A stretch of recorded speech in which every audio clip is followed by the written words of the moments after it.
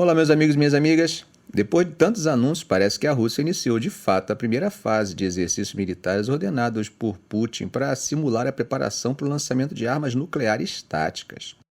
De acordo com o Ministério da Defesa russo, essa manobra é uma resposta às declarações militantes de autoridades ocidentais, incluindo a do presidente francês Emmanuel Macron, que, segundo Moscou, criam ameaças à segurança da Rússia.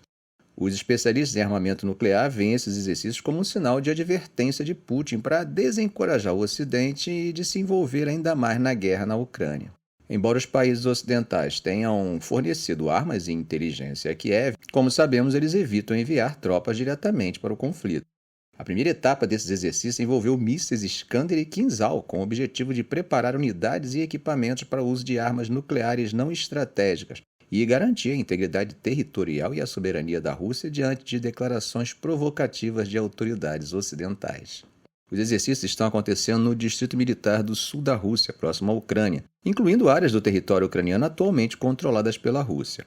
Além disso, Belarus, onde a Rússia anunciou no ano passado a implantação de armas nucleares táticas, também está envolvida nos exercícios. Tá, mas o que são essas tais de armas nucleares táticas? Bom, gente, diferente das armas estratégicas que são projetadas para destruir cidades inteiras, as armas táticas têm um poder destrutivo menor, mas não se anime muito, ainda assim são extremamente perigosas. Desde o início da guerra na Ucrânia, quando suas forças convencionais enfrentaram dificuldades, a Rússia tem dado importância a essas armas. Em teoria, o uso de uma arma nuclear tática poderia causar um grande impacto no Ocidente sem necessariamente levar a uma guerra nuclear total, embora o risco de uma escalada seja enorme. Imagine se esse tipo de arma passasse a ser usada em conflitos que envolvam diretamente ou indiretamente estados nuclearmente armados. A Rússia possui cerca de 1.558 ogivas nucleares não estratégicas, controladas pela 12ª Direção Principal do Ministério da Defesa russo, conhecido como 12º Gumo. Durante esses exercícios, as tropas estão praticando a obtenção de munições especiais para mísseis Iskander, equipando veículos de lançamento e avançando sigilosamente para posições designadas. Além disso, unidades de aviação estão praticando a instalação de ogivas especiais em mísseis hipersônicos Kinzhal e voando para áreas de patrulha designadas. Nikolai Solov, ex-oficial de controle de armas soviético e russo, destacou que esses exercícios são um sinal claro em resposta às discussões sobre a presença de tropas da OTAN na Ucrânia. As características mais importantes são o anúncio prévio e a visibilidade. Ele acrescenta que as forças ocidentais estarão observando de perto esses exercícios para compreender o tempo de aviso que teriam se a Rússia realmente usasse essas armas. A inclusão dos mísseis Kinzhal nesses exercícios é um elemento novo e inesperado, segundo Sokov, apesar da sua capacidade de carregar tanto ogivas nucleares quanto convencionais não ser uma surpresa. Quando Putin ordenou esses exercícios, o Ministério das Relações Exteriores da Rússia vinculou a decisão aos comentários de Macron, quando surgiu a possibilidade de enviar tropas europeias para lutar contra Moscou na Ucrânia, e do secretário de Relações Exteriores britânico David Cameron, que afirmou que Kiev tinha o direito de usar armas fornecidas por Londres para atacar alvos dentro da Rússia. Além disso, mencionaram o fornecimento de mísseis de longo alcance britânicos, franceses e norte-americanos à Ucrânia. Nós comentamos em um vídeo anterior do canal que o Ministério das Relações Exteriores russo disse lá no início do mês que esses exercícios deveriam enviar um sinal sóbrio ao Ocidente e seus fantoches na Ucrânia. A fala foi mais ou menos assim: esperamos que esses exercícios esfriem as cabeças quentes nas capitais ocidentais. E o Ocidente deve perceber as potenciais consequências catastróficas dos riscos estratégicos que estão gerando e evitar uma confrontação militar direta com a Rússia. Meus amigos, como vocês estão cansados de saber, a geopolítica é um campo onde palavras e ações têm um peso enorme, e o desenrolar desses exercícios certamente será acompanhado de perto por muita gente mundo afora.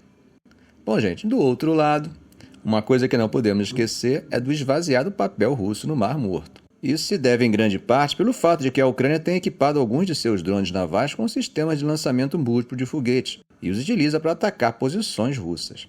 Segundo uma fonte da inteligência ucraniana, esses drones têm mostrado resultados impressionantes. Como vocês já sabem, a Ucrânia não possui mais navios de guerra realmente importantes em sua frota. Em vez disso, ela tem recorrido a drones navais não tripulados carregados com explosivos que navegam até os navios russos no Mar Negro, detonando eles com impacto. Esses drones fazem parte da estratégia de Kiev para afastar os navios russos das áreas do Mar Negro, que, como sabemos, são utilizadas por embarcações comerciais para exportar produtos ucranianos. Esses drones, conhecidos como Sea Babies e utilizados pelo Serviço de Segurança da Ucrânia, SBU, foram equipados com sistemas de lançamento de foguetes GRAD. Veja o que disse uma fonte. Hoje podemos confirmar que eles, os drones, são equipados com um sistema de lançamento múltiplo de foguetes e essa solução tecnológica já está mostrando resultados poderosos. Essa semana, esses drones modificados foram utilizados para atacar posições russas na península de Kimburn, na região sul de Mykolaiv. Enquanto isso, o Ministério da Defesa da Rússia propõe revisar a fronteira marítima no Mar Báltico Oriental. Essa proposta foi deletada na quarta-feira de um portal oficial após causar confusão e preocupação entre membros da OTAN, como Finlândia, Suécia, Lituânia e Estônia. Esse é o tipo de ruído ou vazamento que ficamos sem saber se foi um erro de comunicação, um vazamento que não deveria vazar ou simplesmente um vazamento intencional. Bom, na sua submissão oficial, o Ministério Russo alegou que uma medição soviética da fronteira de 1985 usava cartas náuticas de meados do século XX que não correspondem totalmente às coordenadas cartográficas modernas. Entretanto, a proposta foi removida sem explicações adicionais. O projeto foi deletado, dizia a mensagem no portal oficial. O Ministério não respondeu aos pedidos de comentário feitos pela imprensa. Bom, gente, não ficou claro no decreto original como a fronteira seria ajustada e se houve consulta com outros estados adjacentes ao Mar Báltico. O primeiro-ministro sueco, Ulf Kristersson, declarou à agência TT: a Rússia não pode decidir unilateralmente sobre novas fronteiras. Já o presidente finlandês, Alexander Stubb, afirmou que a Rússia não havia entrado em contato e acrescentou: a Finlândia age, como sempre, com calma e baseado em fatos. Por fim, o ministro das Relações Exteriores da Lituânia, Gabrielius Landsbergis, chamou a proposta de uma escalada óbvia contra a aliança militar da OTAN liderada pelos Estados Unidos e a União Europeia, e afirmou que deve ser respondida de maneira firme. Bom, gente, falamos ontem sobre a insatisfação chinesa com a presença de representantes estrangeiros na cerimônia de posse do presidente eleito em Taiwan. Mas e depois que o novo presidente discursou, vocês ouviram o discurso? Após o discurso de Lai, a China emitiu um aviso de retaliação não especificada contra Taiwan. O Escritório de Assuntos de Taiwan da China, TAO, classificou o discurso de Lai como uma confissão descarada de independência de Taiwan e o rotulou como um separatista perigoso. Conforme Shen Binhua, porta-voz do TAO, ninguém espera mais alcançar a reunificação da pátria por meios pacíficos do que nós. No entanto, devemos contra-atacar e punir as autoridades do DPP por colaborarem com forças externas para buscar provocações de independência. Esse conflito verbal já era esperado, uma vez que a China considera Taiwan uma parte inalienável da República Popular da China e vê a reunificação como inevitável. Qualquer discurso que não ceda a essa posição tende a provocar uma resposta agressiva de Beijing. O Global Times, um tabloide conhecido por seu tom nacionalista, afirmou que a independência ao estilo de Lai apenas aumentaria a confrontação e a instabilidade através do Estreito de Taiwan, levando a uma superestimação e autodestruição inevitável. Lai, que sucedeu Tsai Ing-wen como presidente, é conhecido por ter uma postura mais firme em relação à independência de Taiwan, embora tenha moderado suas posições nos últimos anos. Ele prometeu seguir o caminho mais moderado de Tsai, mantendo o status quo, preservando a soberania de Taiwan e dissuadindo a agressão chinesa. Em seu discurso, Lai rejeitou algumas ambiguidades que Tsai costumava usar em seus pronunciamentos. Enquanto Tsai frequentemente se referia aos dois lados do estreito, para evitar diretamente nomear os dois países, Lai foi mais explícito, afirmando que a Constituição nos diz claramente: a República da China e a República Popular da China não são subordinadas uma à outra. Beijing tem como meta estar militarmente capaz de tomar Taiwan até 2027, um período que coincide com o primeiro mandato de Lai. No passado, a China tem usado diversas formas de pressão para tentar anexar Taiwan, incluindo coerção econômica, isolamento diplomático, guerra cognitiva e atividades militares na Zona Cinzenta, realizadas por sua Força Aérea, Marinha e Guarda Costeira. Todas essas ações provavelmente continuarão.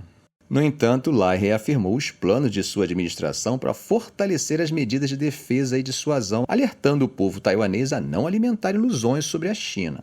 Enquanto a China se recusar a renunciar ao uso da força contra Taiwan, todos nós em Taiwan devemos entender que, mesmo que aceitemos inteiramente a posição da China e renunciemos à nossa soberania, A ambição da China de anexar Taiwan não desaparecerá simplesmente. Bom, gente, atravessando o Mediterrâneo, mas mantendo um pé na Europa, voltamos a falar sobre o crescente isolamento do premier israelense. Se ontem falamos do mandado de prisão do TPI, hoje conversamos sobre a declaração de 3 países de que reconhecerão o Estado palestino no dia 28 de maio próximo. Esse movimento, é claro, gerou uma resposta imediata de Israel, que decidiu chamar de volta seus embaixadores em Dublin, Madrid e Oslo. A intenção dos governos desses países é apoiar a solução de 2 estados e promover a paz no Oriente Médio. Pedro Sánchez, primeiro-ministro da Espanha, resumiu as razões dessa decisão com 3 palavras: paz, justiça e consistência. Ele enfatizou a necessidade de garantir que a solução de 2 estados seja respeitada, com garantias mútuas de segurança. É um gesto que reflete uma busca por equilíbrio e justiça na região. Simon Harris, que é o chefe de governo da Irlanda, também destacou que o reconhecimento é um apoio inequívoco à solução de 2 estados, que ele considera o único caminho crível para a paz e segurança, tanto para israelenses quanto para palestinos. Ele expressou confiança de que outros países seguirão esse exemplo nas próximas semanas. Em Oslo, o primeiro-ministro da Noruega, Jonas Gahr Støre, afirmou que não pode haver paz no Oriente Médio sem o reconhecimento da Palestina como um Estado independente, com todos os direitos e obrigações que isso implica. Mas Israel, como já era de se esperar, reagiu rapidamente. O ministro das Relações Exteriores, Israel Katz, ordenou o retorno imediato dos embaixadores israelenses dos 3 países para consultas e alertou que poderiam haver consequências severas. Katz argumentou que o reconhecimento prejudicaria os esforços para devolver os reféns mantidos em Gaza e tornaria um cessar-fogo menos provável, recompensando os jihadistas do Hamas e do Irã. Bom, gente, como tenho comentado aqui no canal, o problema não é Israel, mas a forma como o governo de Netanyahu tem conduzido a intervenção na faixa de Gaza. Essa forma tirou Israel da condição de contar com o apoio quase que absoluto dos Estados nos dias seguintes ao atentado hediondo do Hamas, no dia 7 de outubro, para um crescente isolamento após iniciar os bombardeios e ações terrestres que, como sabemos, desenhou o cenário atual na faixa de Gaza, que é devastador. Sem contar os desaparecidos entre os escombros, cerca de 35 mil pessoas perderam suas vidas devido à ofensiva militar israelense. O pior de tudo é que esse número inclui uma vasta maioria de civis, muitos deles crianças. A tragédia humana é imensa e chama a atenção da comunidade internacional para a urgência de uma solução pacífica. Já a insistência do governo israelense em continuar com a operação já colocou sob ameaça até mesmo o fornecimento de armas de seu principal aliado, os Estados Unidos. Pedro Sánchez, conhecido por sua crítica contundente às ações de Israel em Gaza, acusou o primeiro-ministro Benjamin Netanyahu de presidir massacres e reiterou pedidos por um cessar-fogo. Sánchez destacou que, embora reconheça o direito de Israel de se defender contra os atos T do Hamas, a resposta não pode resultar na morte de milhares de civis inocentes. Essa decisão de reconhecer a Palestina é um passo importante, mas também controverso. Ela coloca em evidência a necessidade urgente de um esforço internacional coordenado para encontrar uma solução duradoura para o conflito. Países como França ainda estão meio hesitantes em tomar uma decisão similar, argumentando que as condições atuais não são propícias para um impacto real. No entanto, gente, a medida da Irlanda, da Espanha e da Noruega acaba enviando uma mensagem forte de apoio à paz e à justiça. É um apelo para que, apesar das dificuldades, a comunidade internacional continue buscando um caminho que permita a coexistência pacífica de 2 estados, Israel e Palestina, lado a lado em segurança e harmonia. Ficamos por aqui. Se esse vídeo foi útil para você, faça um comentário, compartilhe em suas redes sociais, dê um like. E é claro, se ainda não for inscrito, inscreva-se no canal e ative o sininho.